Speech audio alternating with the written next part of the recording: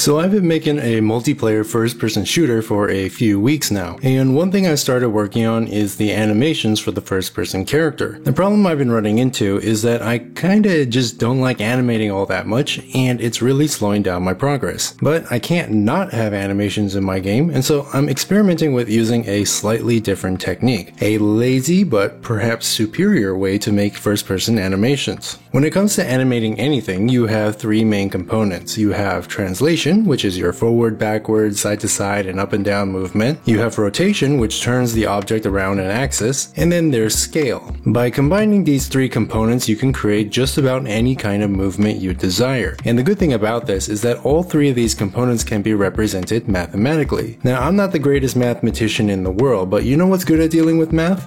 Computers. Normally people think of animation as being an artistic, creative process, but there's no reason why a computer couldn't do it either. One of the goals for my game is to let the computer handle as much of the animation as possible so that I don't have to spend hours in Blender messing around with keyframes and curves and all kinds of bullshit that I don't enjoy, which saves me a lot of time. As an example, let's look at this submachine gun I've got here. When I look to my right, the gun also points to the right. Same thing happens when I look to the left, or up or down. The way I'm doing this is by taking the distance the crosshair has moved in a certain direction, which can be represented by two numbers or a vector, and applying that vector to the horizontal and vertical rotations of the gun, allowing the gun to point in the direction I'm looking. This makes for extremely smooth animations without having to actually create any animations at all. Traditionally, you'd have to create at least 8 separate animations for each direction, and even then it wouldn't look as smooth as what I can get with like 4 lines of code. Another time this is useful is for shooting animations. All you have to do is define the translation and rotation of the gun at rest and at the peak of its recoil, and then the computer will fill in the spaces in between by interpolating between the two positions. If you want, you can even use RNG to randomize the translation and rotation a bit so that the gun recoils slightly differently each time you shoot, which helps eliminate the robotic feel of repeating the same exact animation over and over again. To do this with regular animation, you'd have to create a whole bunch of animations, each slightly different from the others, and then queue them up one after another, which increases the amount of work you have to do.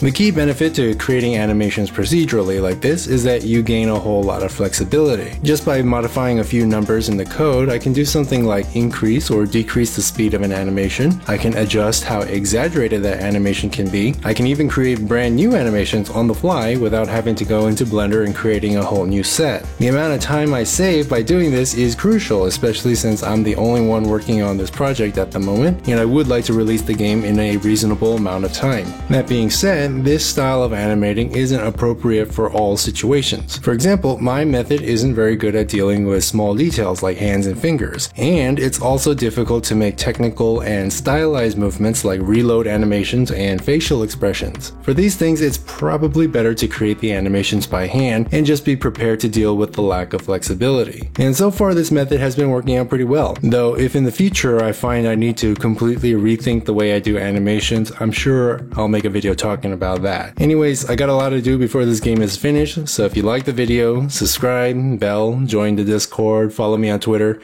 and as always, have a nice day.